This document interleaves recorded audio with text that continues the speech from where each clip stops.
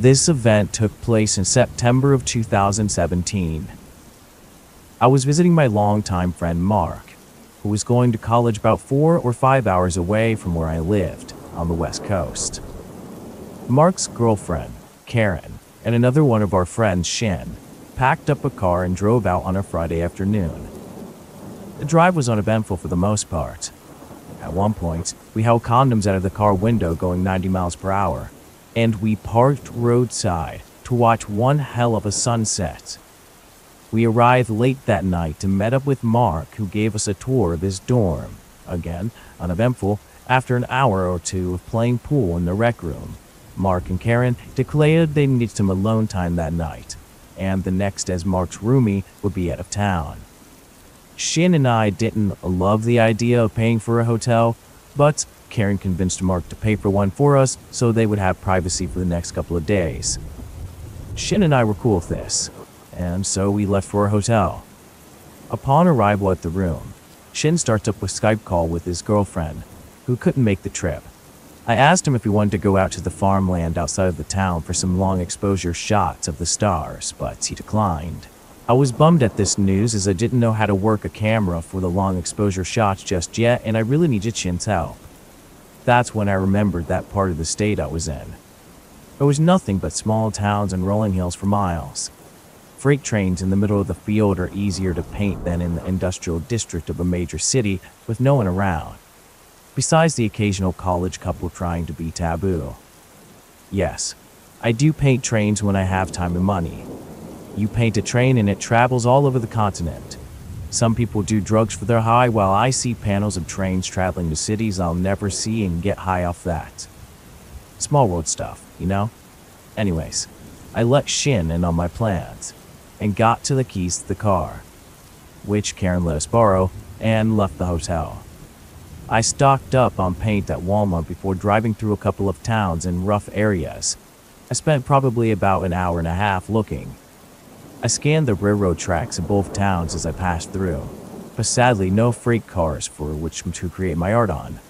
My sadness did not last long, however, as I entered the third town and found several hoppers and gondolas parked between the wheat fields. I soon parked at a gas station and went off behind it, into the darkness ahead, trying to scan for cars that didn't have paint on them already.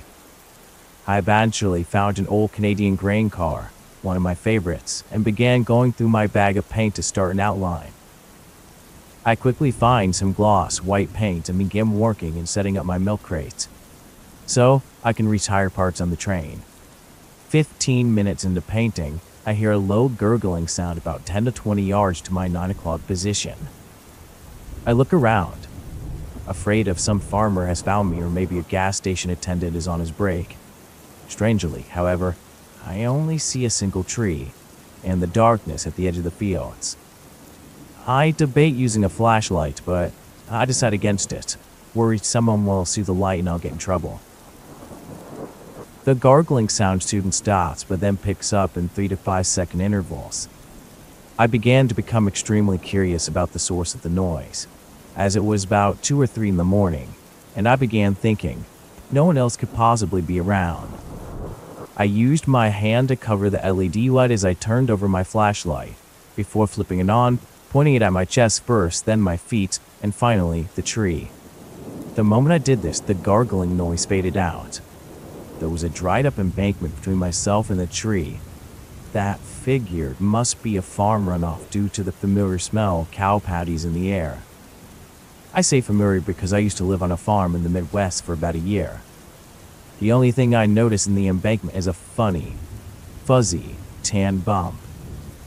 I didn't wish to walk towards it, so I instead climbed up the ladder on the hopper I was painting. As I'm climbing, I can't help but feel like I'm being watched. As a sense of dread overcomes me, while my back is to this thing, and I'm climbing. Taking a look back at the gas station, I see no one. The only cars in the parking lot were mine and whoever the attendant was at the station. I stared into the parking lot. I suddenly hear a rustling behind me.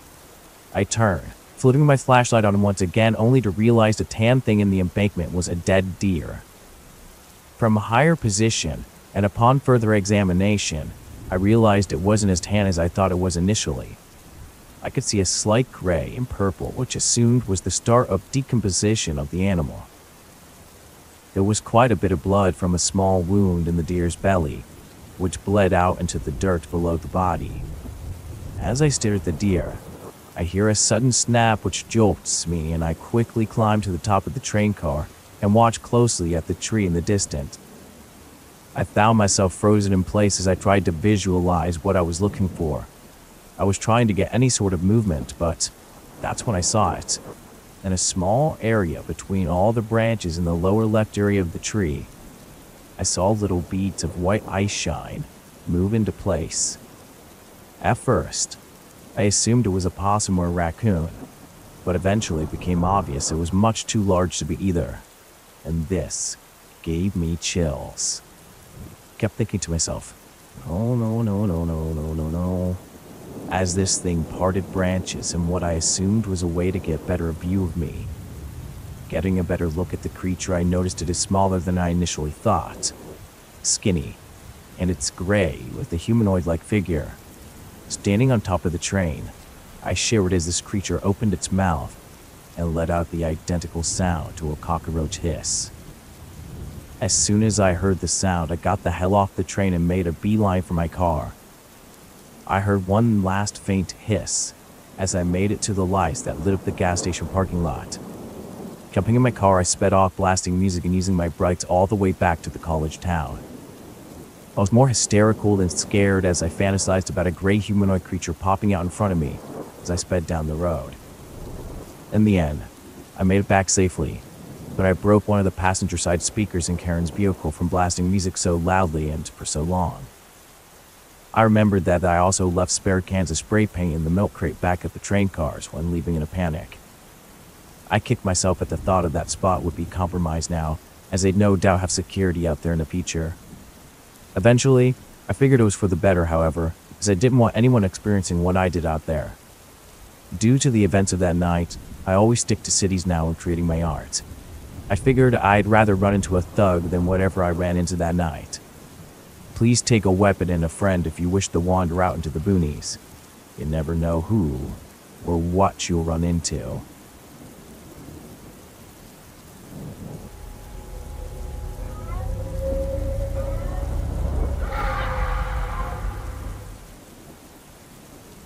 We like to go camping, and we were really into something called extreme vacations. An extreme vacation for us was to take on a challenge, face it, overcome it. Sometimes it was dangerous, sometimes it was crazy, but we loved it. Sometimes it was also extremely stupid. That was the case when we took a weekend trip to Mexico. Our friend dropped us off at El Elegante crater, with the intention of returning to pick us up at destination unknown when we would call him sometime later on that weekend. We got there early in the AM and had all of our high-tech gear, which gave us a false sense of security. And around 10 AM, we left the crater and headed northwest. We were laughing, joking, drinking, and cavalierly passing multiple signs that warned Peligro. We decided we could actually hike north to the 2, just south of the Arizona border, and have him retrieve us near the Cabeza Perita National Wildlife Refuge. Yeah, we were beating our chests and felt like there was no terrain we could not handle with authority. Idiots. Nevertheless, somehow, and I am still not entirely sure how, our GPS went screwy. So we navigated by the sun for more than 2 hours, only to end up in a mess of craggy crevices where we needed to keep going left. Finally, we decided to commit to a short walk to the south in order to access what looked like a crescent plain that would take us back north. We had plenty of water and solid gear, but it was not long before we completely lost all phone signal. I distinctly remember 3 o'clock, because it was hotter than hell, and although we had a lot of sunblock, there was absolutely no shade. No immediate shade, I should say. No shade as far as I could see. I was not so extreme anymore, as it was just scary. And the more we walked, the more anxious we got. I could tell Jeff was getting nerved up. We had both stopped joking about 2 hours ago, and about an hour ago stopped talking altogether. Then we got into an argument. That is always a good idea in those situations. Jeff wanted to go straight north, but I could see only rough terrain north and wanted to go northeast, especially as I knew northeast was more likely to lead us back to people, or more likely toward Arizona. He told me, "We don't have time to fuck around," he snapped. I knew we had to keep it cool, because the desert is not the place to get hysterical. North is safer, we have to play it safe now, he articulated more calmly. Then we heard a rattle. Jeff jumped back just as I looked over, and I actually saw a large rattler striking at him, coming right off the ground with more than half of its body. It missed, but the rattle continued. We both started circling and heard more rattling. Then realized we were all surrounded by these snakes. We were standing in a dip between hills. The valley was dusty, dry, and filled with rattlers. I think that would qualify as a snake pit. Jeff got his pack off and immediately started using one of the aluminum strap poles to toss away the few snakes right around him. I did the same. "There are hundreds," Jeff said. Jeff looked up as we both considered how we could hike out of here. Even though we had flashlights with us, no one wants to navigate a snake pit in the dark, and especially in the short valley we had found ourselves. I distinctively remember that long afternoon shadow falling over the west ridge. It covered half of our options in growing darkness. That was nerve-wracking. I still have nightmares about that. What a horrible position to be in. Fortunately, we were able to draw closer to the north slope of the brush and cactus where the rattler invasion seemed to thin out. We took a breath. We could see better as portions of the flat rock exposed empty, safe swatches. So that is where we went, and just above the snake trap, we sat down on the stone and gathered ourselves momentarily.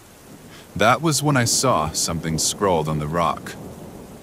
At first, I felt good because I thought vandalism equals civilization, and at that point, civilization was the priority. But after I pointed it out to Jeff and began sweeping it off, he said to me, "If we run into people out here, it could be bad. We need to get moving." Jeff stood up as I finished brushing off the image. It was only a drawing with an arrow above it. The drawing looked like a flying man with horns, tail, and disproportionately large teeth, and the arrow pointed to a crack in the rock formation directly in front of us. Well, someone must have been here and survived, so I think we'll be okay, I told Jeff. Jeff came back and took a look at the drawing. I think for a moment we both forgot about the bad turns of the day and were just fascinated by this image. Something so simple in such an incongruous place. Scary, intriguing, at most. Jeff kept looking at the rock and back at the drawing. Then he looked at me. "How old do you think it is? The drawing?" he asked me. "Man, I don't know. It's hard to tell. It looks like old, staining the scratches of the rock. There's no telling how you could even know," I started.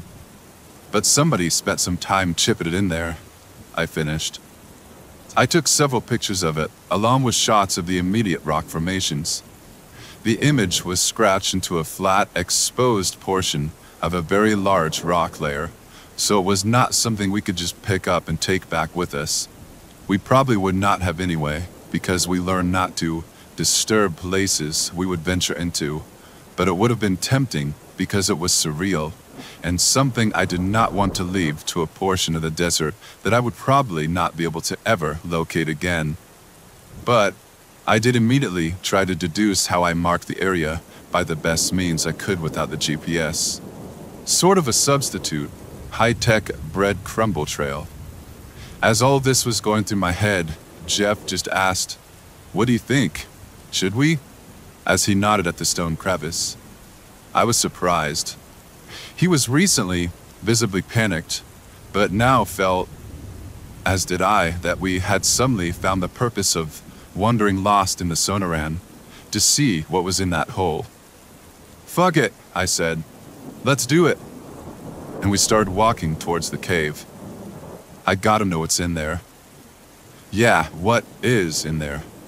Jeff smiled, and we started stumbling over the rough surface toward the countersunk crevice opening. We were lapping it up just as we both began crouching into all four positions to descend.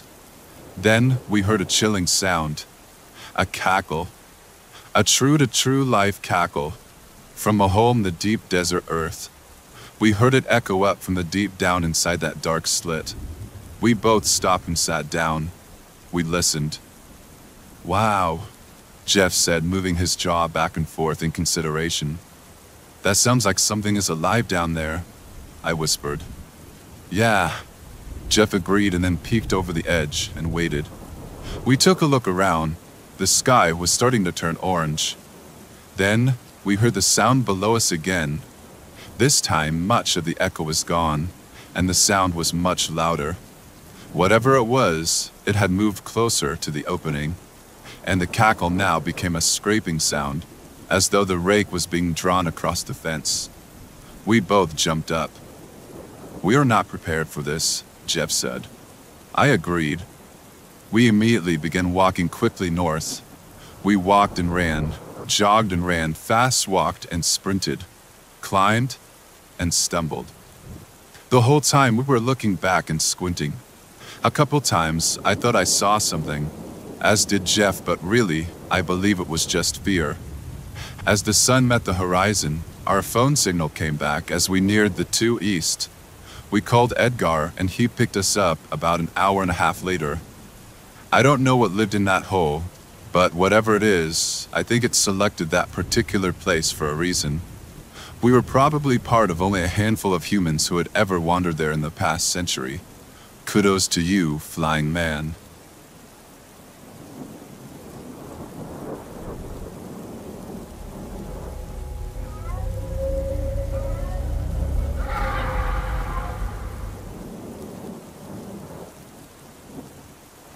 I live in Hungary in a suburb about 30 to 40 kilometers from Budapest.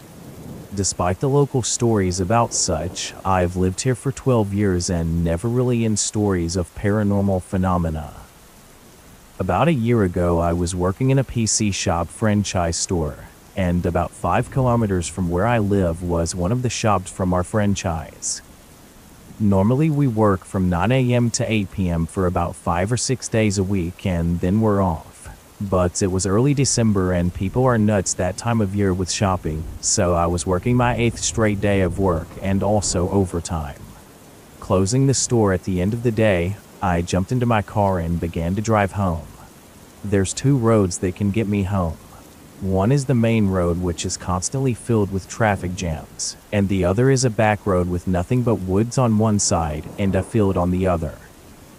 This road was in very bad shape, and as such, virtually no one would use it for fear of destroying their cars or tires. At this time, I was still driving my first car, which was a really banged up 97 Opel, so I didn't really care about damage to my car. There were no streetlights on this road, and as such, my car's lights were the only lights visible at the time. You need to understand that this is a road I've traveled hundreds of times by car, on a bike, and on foot, and I've never seen anything out of the ordinary here. This night, however, I saw the coolest thing ever. There was a flock of birds rushing the road, and even though I didn't care much about my old junker, I was traveling slow on the road as I didn't feel like walking home on a December night because my car broke down from my carelessness. I've always been a city boy but had basic knowledge of how wildlife could hurt you if you were careless, and there's laws against killing certain animals, even accidentally.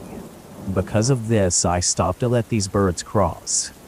I had been listening to my headphones as I don't have a car radio, and I know this is dangerous to do while driving, but I figured I'm on a road with no one else, so it should be safe. So I was debating getting out and taking one of the birds as a pet. It was at this point that I realized they weren't birds. They were tiny owls.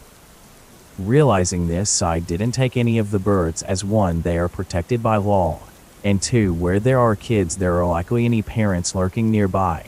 and the last thing that I wanted was an adult owl attacking me. Deciding to just watch the birds, and with my headphones on full blast, I suddenly believed I heard something.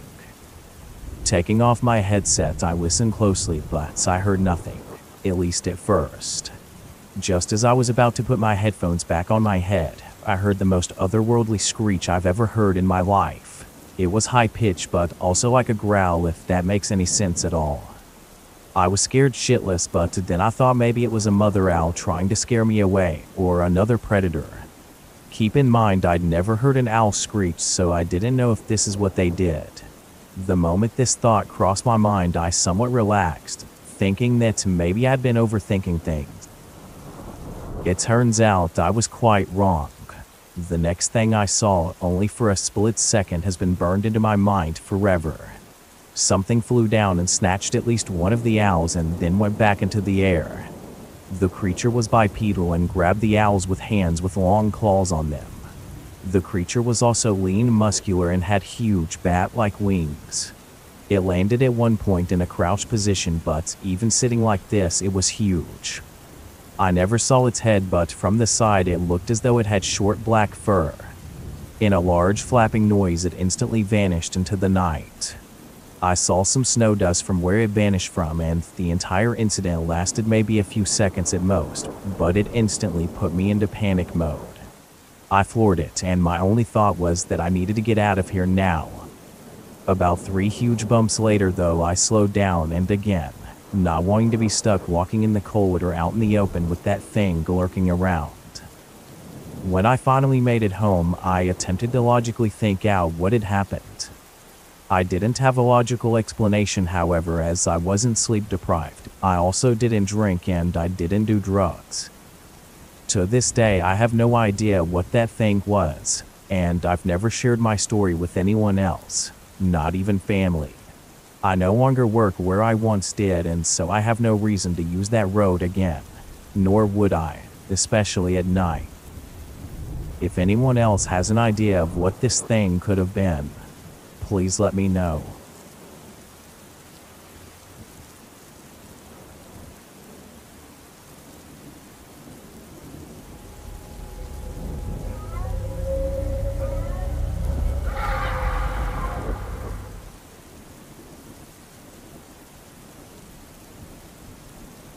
I was maybe 3 or 4 when this happened. I grew up in Shallow Water, Kansas. It's a quiet town with not many people living there back then, and far less living there now. I was in my grandmother's front yard playing in the dirt when, on top of a school across the way, I see something hunched over at the corner of my eye. It was too small to be a man or a woman, and I seriously doubted a child would be up on the roof. I looked at it for a couple of minutes and noticed it was tall, black, and looked to be eating a small animal of some kind. It had red eyes, and I could see this thing plain as day. You know how gray aliens supposedly look? Its eyes were large like that, but red. I also remember the thing had a large mouth. Eventually the thing noticed me, stood up and jumped off the school, slowly walked towards me, never losing eye contact as it did this. After about the 4th step, I ran inside screaming and crying. Unfortunately, that's all I really remember. Apparently, according to my dad, I was screaming and begging him and my grandpa not to go outside because of the black creature. My grandpa loaded his Remington 870 with slugs and headed outside anyway. He eventually found tracks heading north about 15 feet before they simply disappeared. The tracks had 3 long toes with short and sharp nails. I've only been back to that town once since I moved.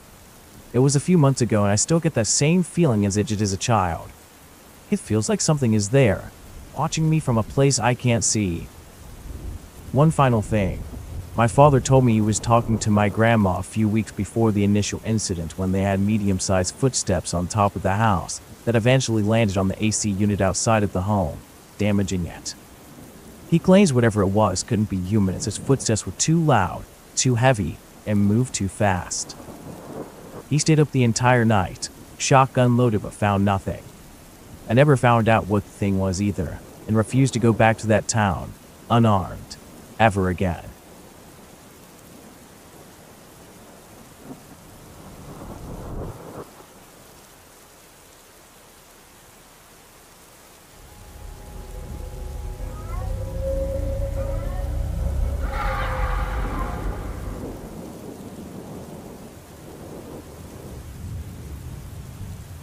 I'm pretty sure I had some weird encounter with what some could only describe as the Jersey Devil. I was never really a big believer in all that nonsense until what I had experienced just a couple of weeks ago. I was hiking through the Pine Barrens when, only a short ways in, I started to get a weird feeling, like I was being stalked by a predator. I keep a weapon on me at all times, so I'm not too worried. I begin to hear rustling up in the trees, so I look up to it, and about 50 feet up, on a huge branch, is this horse devil-looking monstrosity glaring down at me.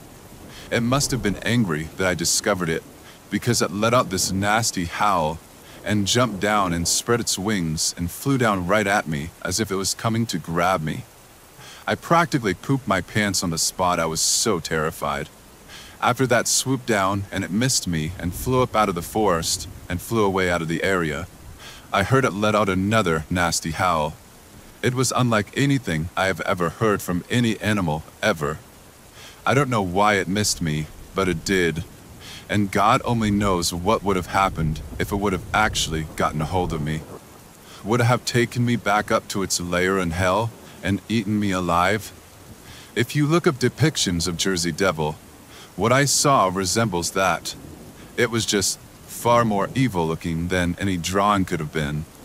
I'm convinced that this thing came from hell itself. I felt the hatred coming off of this thing, and its eyes burned deep into my soul. I will never forget them, and you can count me out for any future Pine Barrens adventures.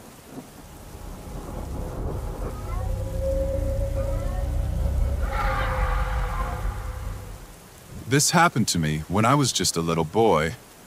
My parents used to own a ranch in northeastern Texas. I remember getting up one morning to my pa whooping and hollering and having a conniption outside. Several of our cattle were dead. I remember seeing two big holes on the sides of their neck and thinking they were attacked by a vampire. It just so happens that growing up, vampires were my favorite monster. But at 6 years old, I knew they didn't exist. When I saw this for the first time, it really scared me. My dad didn't believe any of it and wasn't sure what to make of the thing. The eerie thing is all the blood seemed to be drained from these cattle. What the hell does that out here? I remember that night, while laying in bed asleep, my dad was outside going crazy, shooting off his gun at God knows what, and swearing a whole bunch. I didn't think too much of it, but it did wake me up.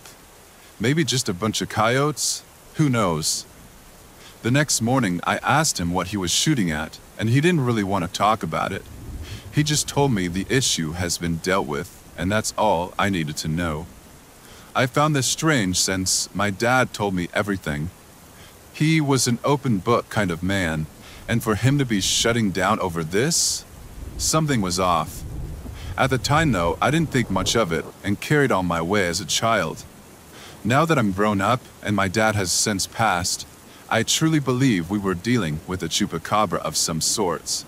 Think about it. What else is going to be out here sucking the blood of these animals? And for him to be shooting off at something late at night? That wasn't him. Then for him to just not talk about it? What was he dealing with? Now that I'm in my 30s and I know about cryptids and chupacabras, I'm certain that's what came to terrorize my parents' ranch.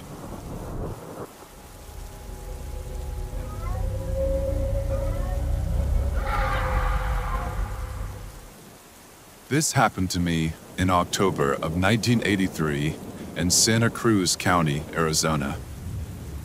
I grew up in the desert. I know there are some who think the whole gargoyle stories are cute or even funny or stupid. But if you do some research, there is a reason that these statues aren't ancient buildings and they are considered the devil's offspring. Gargoyles are evil. They are not animals. They are not human. They are something else. Something much worse. I saw the desert gargoyle in 1983 after a bunch of satanic worshippers were chased off the old Hanson Ranch in South Arizona. We went out that night to clean up the beer cans scattered all over the place and put out the campfire after the police had escorted them off the property. I already felt like something was watching me. I thought I saw something moving, and there it was in the big mesquite tree, staring down at me with the devil's yellow eyes. I ran screaming to my daddy, and he got his shotgun. That thing came into our house. My daddy shot him straight in the chest. The thing just laughed, the laugh of the devil. Then it smashed out our kitchen wall and flew away. The next night, Mitchell Rogers was found decapitated in his bed. The joke around town was it was suicide, and that's because the police were part of the occult too. Daddy boarded up the house and we moved to Roseville. I never forget that thing from that night. It was the devil's offspring, and it lives in the desert. Beware the Sonoran Desert. I will never go back there.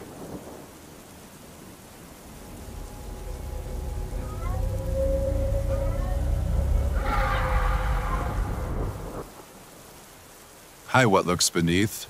I got a story for you. This one happened to me and my cousin back last August. My cousin lives on the reservation, specifically the Navajo Reservation in Arizona. I was visiting for a few weeks, as I usually do every summer.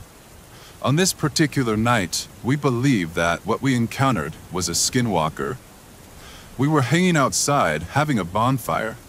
It was pretty late at night, probably closer to 1 in the morning, and him and I were staying up drinking beer and just talking.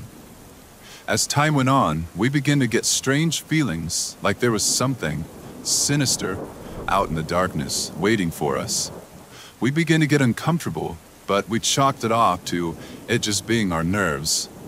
His trailer was only about 100 feet away, and he had a porch light, which did not illuminate much, but it at least provided a light to walk back to. Well, besides the bonfire. Things did not get any better, though. We began to hear scuffling and heavy panting and breathing sounds just beyond the light of the fire, trailing us. We began to feel more and more uncomfortable, and that's when we started to see things. My cousin started staring beyond me, saying he could see the shape of a large coyote or a man behind me, and we would turn around and look, but nothing would be there. He swears whatever this was circling us and not getting in the light of the fire. He started panicking and mentioned out loud if he thought we were being stalked by a skinwalker. He knows better than that. I told him to hush and that we shouldn't discuss such things. For those that are not aware, it is pretty much forbidden to talk about those things because it draws them into you. So if you don't mention them, they generally leave you alone. As soon as he mentioned skinwalker, this thing growls, and it sounds like it's only 5 feet behind us. That was enough for me and my cousin. We bolted for his trailer and made it there in like 5 seconds. We ran in to lock the doors and grabbed weapons and waited for this thing to come by the house. It never did, but we could hear it out there in the darkness, wandering around, howling and making bizarre noises. What a night. I'll never forget it.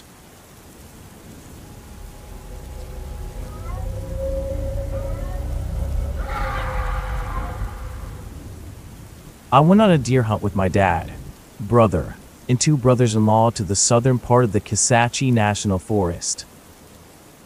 I worked the night before in a haunted house inside an old Gothic jail, and I got in bed around 2 o'clock in the morning and had to wake up at 4:30 to go hunting. So needless to say, I was quite tired at this point. We got there at around 5, and by 5:45, I had set up a stand and climbed out about 25 feet off the ground. I lit a joint and relaxed to the crickets, frogs, and chirps from the flying squirrels as they jumped from branch to branch. I nodded off for several minutes. I was soon awakened by the sound of a woman screaming. I bolted up in my stand, terrified. I realized quickly that there was probably a panther nearby. The light was just creeping through the trees when I heard it scream again, at which point I sat extremely still. I may have been high in a tree, but panthers are vicious animals, and I did not want this thing to notice me. It wasn't long before I heard the sounds of sticks and leaves cracking, and I knew it was footsteps. I took my Remington 270 off safety and readied myself for a fight, feeling something was headed my way. Through the trees about 75 yards away, I could see a shape walking in my direction. I looked at it to my scope, but I don't know exactly what I was possibly looking at, because this thing had no features. It was just a black mass in the shape of a man. The air surrounding it was warped. It looked as if its body was sucking the light into itself. It kept getting closer to me. It was about 20 yards away when it stopped straight in front of me and looked at me. It didn't have eyes, but I felt its glare. As I watched it just staring back at me, my head began to hurt.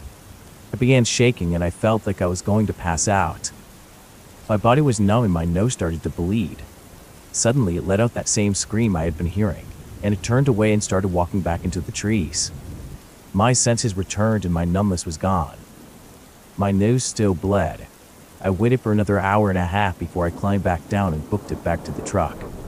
I got in and locked the doors until my family members returned. I haven't told any of them about it, and I don't plan to.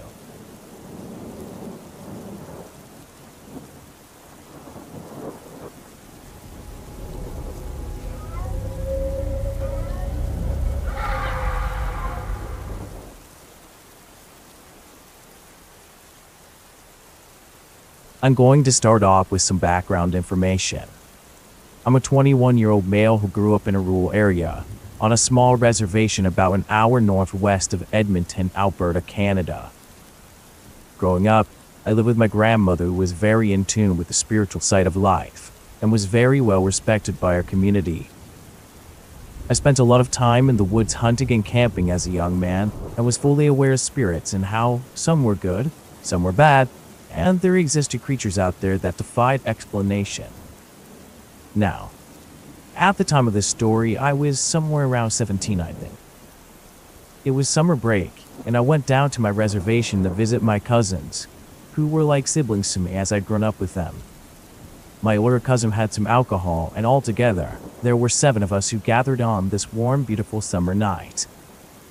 The night was clear, the stars were out, and the moon was in full view, as we had fun joking, laughing, and listening to music, and just being kids, really.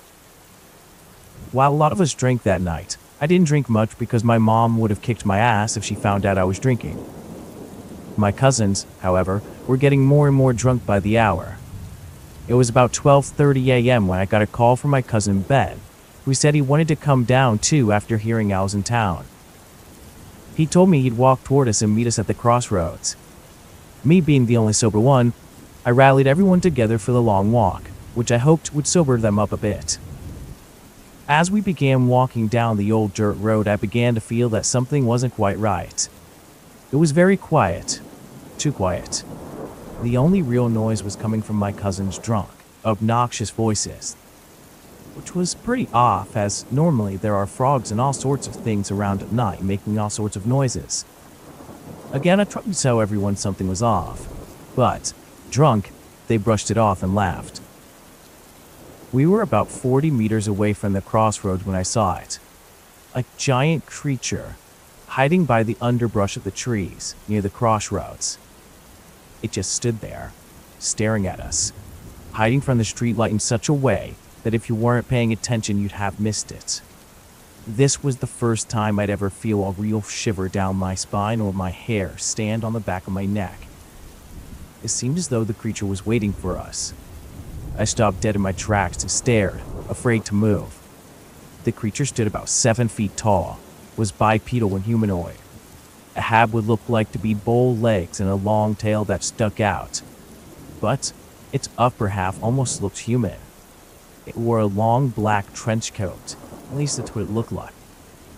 Its face was that of a bull's, with black fur all around and glowing eyes. I've never felt so afraid for my life. After what seemed like hours, which was likely only minutes, of staring at this thing, my cousin stopped and asked me what was wrong. I didn't reply, and they began muttering in confusion until my eldest cousin Joe said, Guys, look," pointing at the crossroads where I was staring. My cousins all looked and finally saw the thing. We all freaked out, and my fight or flight kicked in, at which point I turned and ran as fast as I could away from the creature. Didn't dare look back to see if we were being pursued. I just kept hauling it, until we were all the way home. Upon finally arriving at the house, we all stared at one another silent and afraid. I soon called my cousin Ben to let him know we decided to head back to the house instead of meeting him at the crossroads. The strangest part was, he informed me he never called me to meet up, and that he was in the city of Edmonton spending the weekend with his girlfriend. This really tripped me out, and I checked the call log to see if he'd called, at which point I realized his call never logged to my phone. I was thinking, what the heck? This is really weird. This is where the story ends.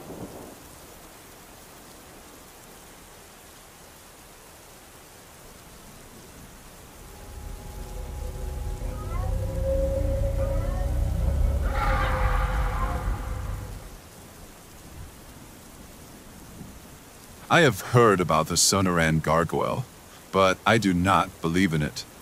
I'm sure it is just a giant bat, or bats.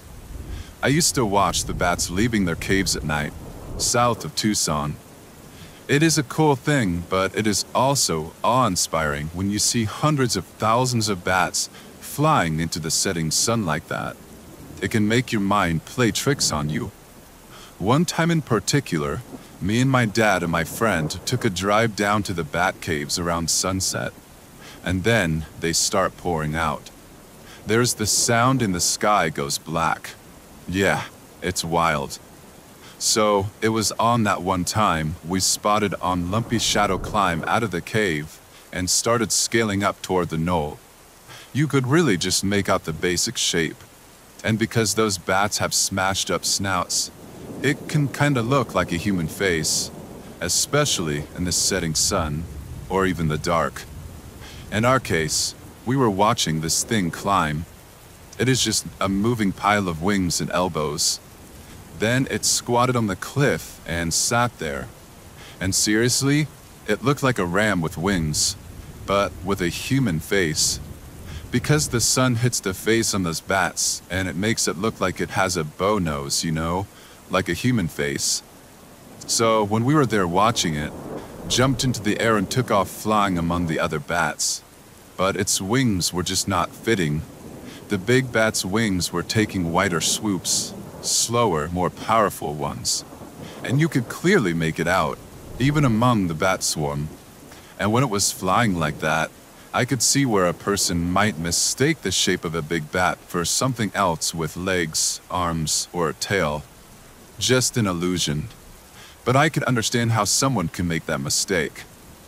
To me, the bigger issue is the fact that there are bats in the Sonoran Desert with wingspans bigger than condors.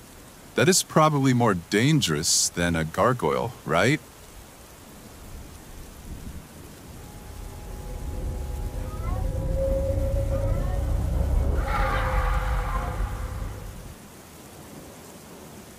I was walking home from a friend's house one night back to my place.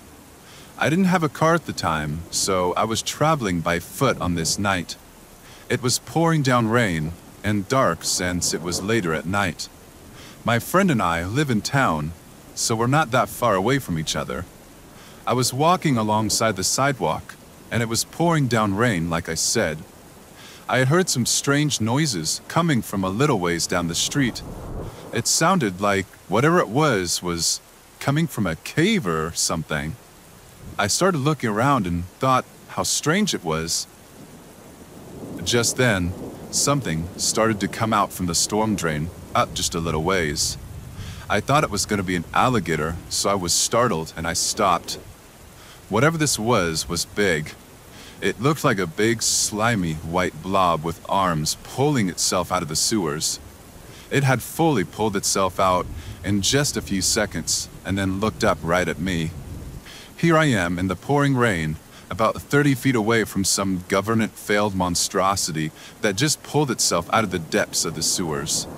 I was not able to make out any facial distinctions or features, other than it looked blank. It quickly turned itself around and waddled its way back down into the sewer drain.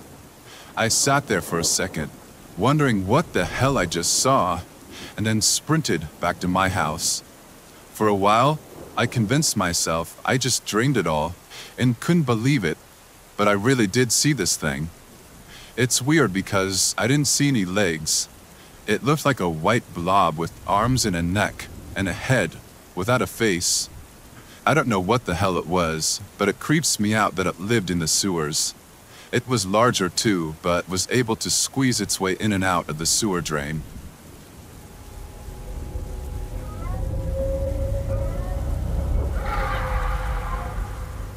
I live at the very top of a mountainside grade.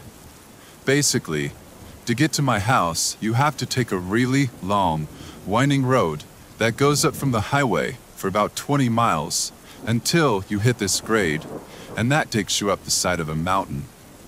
Being a mountainside, it's pretty curvy and bends all over the place. The beautiful part is the scenery. If you look out to your right side as you're going up, you get to see all the forest and valley of where I live. It's breathtaking, and I never get tired of it. However, this night shook me to the core. I was driving up this grade, and it was later at night. It was a full moon, so there was light outside. The night itself was pretty clear, no real clouds in the sky. When it's light out like this at night, you could still see the valley pretty well due to the moonlight. As I'm reaching the top of the grade, there's a couple of sharp bends in the road. I'm approaching one of the last bends on the grade, and before I do, I see this large, black shape sitting on the guardrail of the road. I thought to myself, what the hell is that? Maybe someone stuck something up on the guardrail. It was this big, black mass that was just perched right there on the railing. I began to slow down, and even when my headlights hit it, I couldn't make out any details, other than it was some big, black mass of a shape. I slowed down, and as I approached it a little closer, suddenly, this thing spreads open its wings, sticks out its claws, and glares right at me. I slammed on my brakes, and I sat in horror, looking at this thing. Again, my headlights were right on this thing, and it's like it was absorbing the light. It was so jet black. It had huge bat-like wings, shorter arms that looked like they had talons of some sort, and humongous, glowing red eyes. I never saw a mouth or anything, but it just stared right at me. I began sobbing out of fear that this would come after me and hurt me.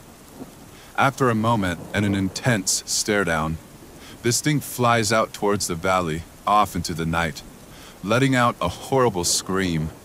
It sounded like a demonic hawk mixed with a woman being murdered in cold blood.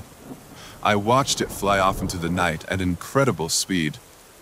I've lived out here for a while, and I've never seen that before, let alone know something like that even exists. I probably sat there for 5 minutes before I continued on driving, just frozen in sheer terror. I don't know what I encountered, but I'm certain it was from the pits of hell itself.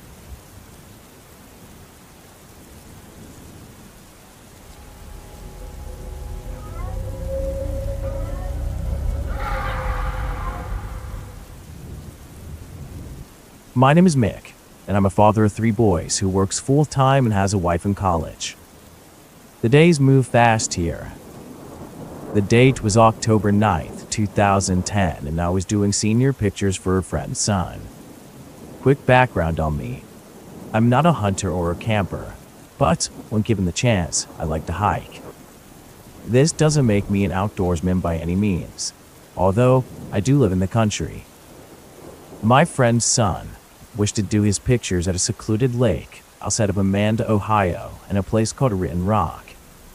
The lake is Lake Ramona and is part of a state park.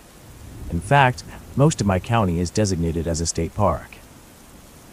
I wasn't the most familiar with the area, but thankfully my wife drove and we had our 5-year-old son with us at the time. The day was an unseasonably warm 80 degrees out when we arrived at about noon. Parking along the road, we only noticed about one other car, a red Chevy, down the road a little way. We had to make our way through a dense path and up a little hill to get to the edge of the lake. I remember when we reached the top quite vividly because it was completely silent outside of something throwing rocks into the lake.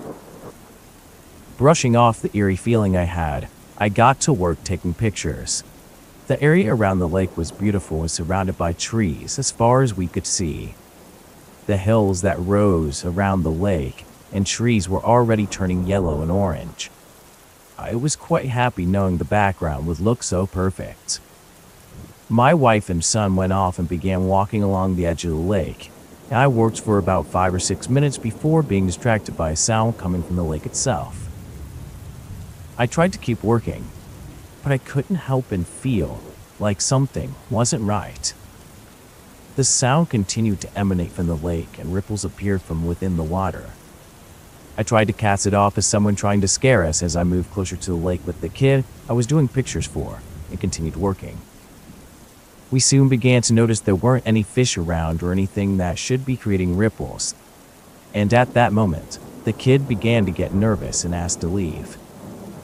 His dad soon said he saw a black face on the opposite side of the lake.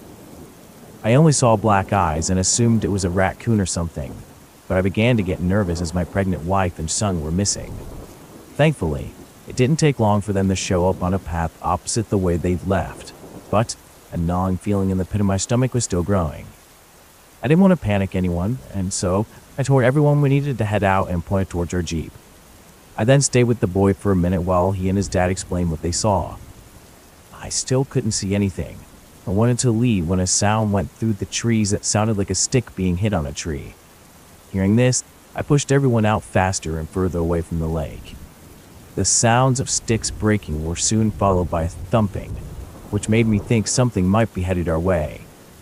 Before turning and headed down the path, I took a series of images across the side of the hill where we noticed movement, not taking time to actually look to see a person or whatever was out there.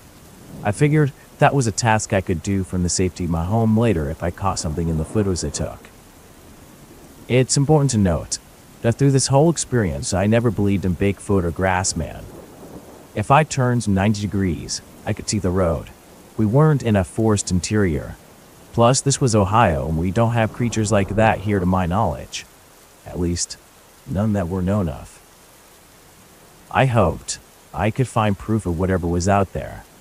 It was sometime after midnight that night, while going through the several senior pictures I had taken, that I found the jet black image. At the time, I wasn't a believer. My luck usually doesn't run like that. A Bigfoot nearby me with a camera. Yeah, right, I thought. Turns out I was wrong, though. I did capture a jet black image. 2 images, in fact. It was something that to this day I still can't explain, even when looking into unknown primates. Thank you for reading my account. These things definitely do exist.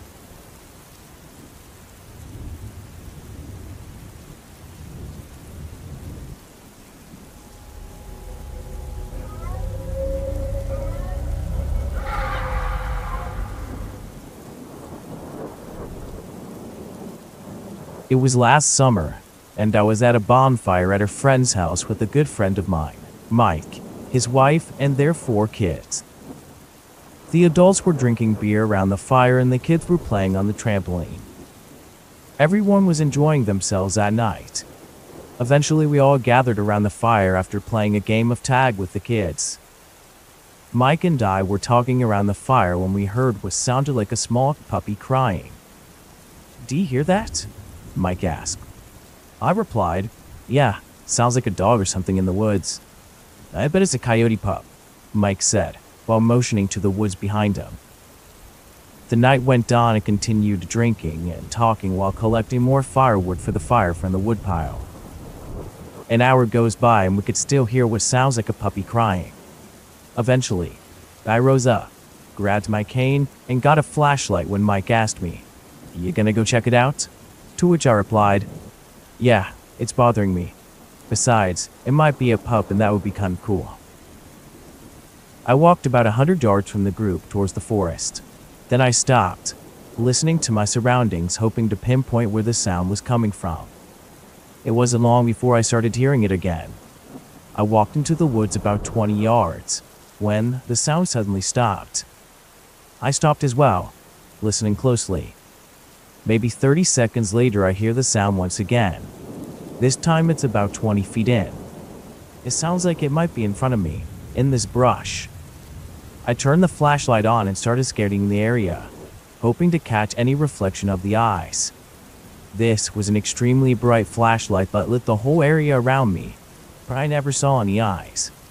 Still, I could hear the whimpering though. I knelt down and tried to beckon it, with kissing sounds in a soft voice, much the way one might call their own puppy or dog. Still, nothing. A few seconds later, out of nowhere, with no sound or movement in the woods, I heard the whimpering again. This time 20 feet to the left of me. I was thrown, as it's impossible for something to move that fast without making some kind of movement or noise. There were tons of leaves, so it should have crunched at least that. I shrugged this off, rationalizing maybe there was more than one puppy, before continuing my search. After a few more minutes of trying to coax the puppy out of the bush, the sounds jumped to my left again, about 15 to 30 feet away. At this point, I'm quite perplexed by the situation. What the heck is going on? I grumbled to myself. That's when the sound jumped back to the original spot I heard it from, upon beginning my search. As I'm searching, confused, I suddenly hear a loud screech bellow out from the tree above me. This sound was loud, angry, and like nothing I'd ever heard before. Looking up, I saw this thing only for a split second before it jumped to another tree. It was a man-sized creature with arms and legs, no hair, and had very grayish, pale-colored skin. The thing was very thin, and just didn't look natural at all. After it jumped to the next tree, I tried to give chase, but when I arrived at the next tree, there was nothing. There was no movement in the trees anymore, and I tried to listen for any sound, but still, nothing. Mike and a friend soon showed up after, having heard me shout earlier. They asked if I was okay, and I attempted to explain to them what I had seen. While explaining this, I saw movement in the trees, and I immediately checked it out. In the tree was a black mist that soon turned deeper into the forest. Shortly after this, one of the women screamed, asking if we'd seen something. I asked her what she'd seen, and she explained there was a black smoke that shot off unnaturally into the woods. I can't say for sure, as I never found it or witnessed it again, but I believe what I saw that night could have been a Wendigo. I believe it was mimicking the sounds of a puppy to lure in one or more of the children to the woods.